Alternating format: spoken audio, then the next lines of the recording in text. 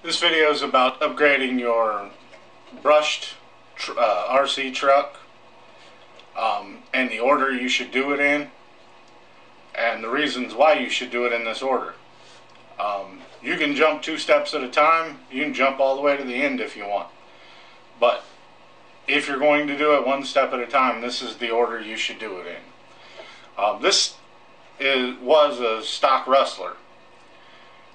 The stock Rustler has a 12-turn Titan motor in it. It's a good motor, but it won't put out the big power that some people are looking for.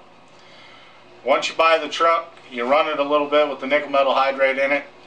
Your first upgrade should be to go to 2-cell LiPo. Why I say that is that if you go to brushless motor first and trying to run it on nickel metal hydrates, you're going to diminish your run time. So you're going to, it's not going to be as fun. Especially if you go with a big brushless setup. So you go 2-cell LiPo first. Then the next step would be to brushless. In this truck, I happen to go to the 4600 kV SV3 capsule system. In that, on a 2-cell LiPo at the rotor, I'm going to be getting somewhere right around 34,000 RPMs at the rotor. That's going to dramatically increase top speed. Castle has a gear chart on their website, and it has the recommendations for each motor for each vehicle that you are going to put it in. There are more powerful brushless motors than this. There are higher kV brushless motors than this. But when you get too high into the kV, the way I like to explain it is, if you get out on your mountain bike and you put it in the hardest gear to pedal and you try to take off every single time and you never switch gear and it's always in that super hard gear, that's what it is like putting one of these, like the 7700 in your Rustler. That's what that motor is feeling every time you take off. It's struggling to get it off the line.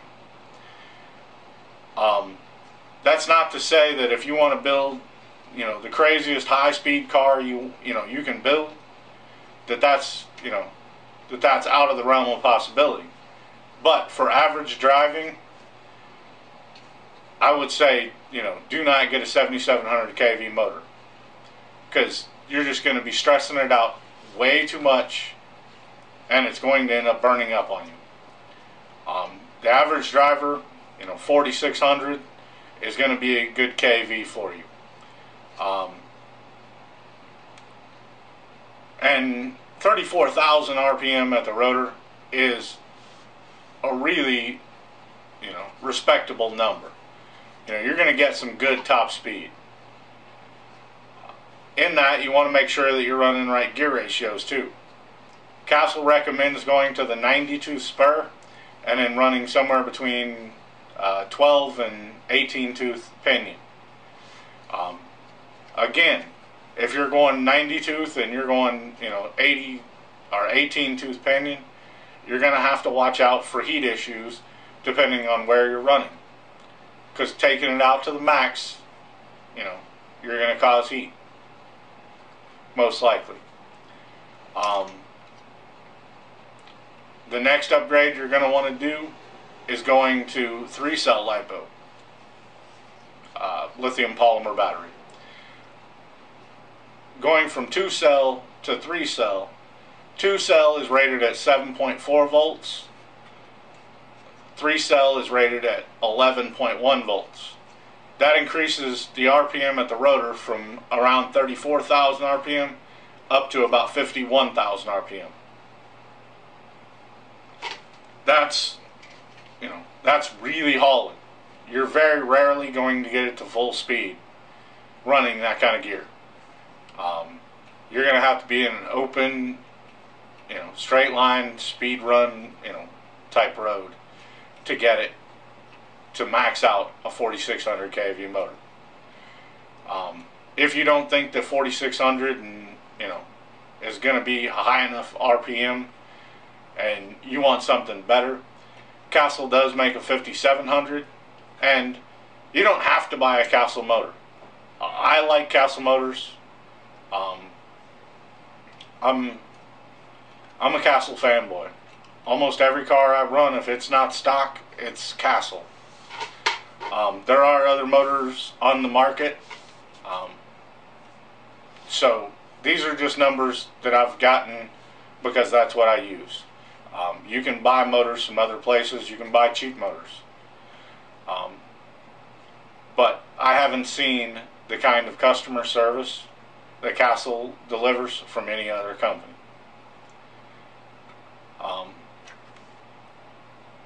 After 3-cell lipo, you're, like I said, you take the 4600 out to its max on 3-cell lipo, you're really hardcore, and stepping past that, I'm not really sure where you go. You can take it as far as you want to go. I mean, like I said, they make KVs all the way out to 10,250. I think is the highest KV I've ever seen.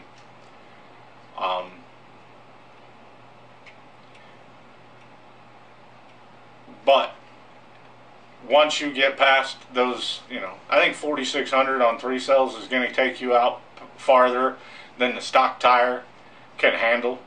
So you're going to have to look at other issues. You're going to have to start running different tires. You're going to have to start upgrading suspension.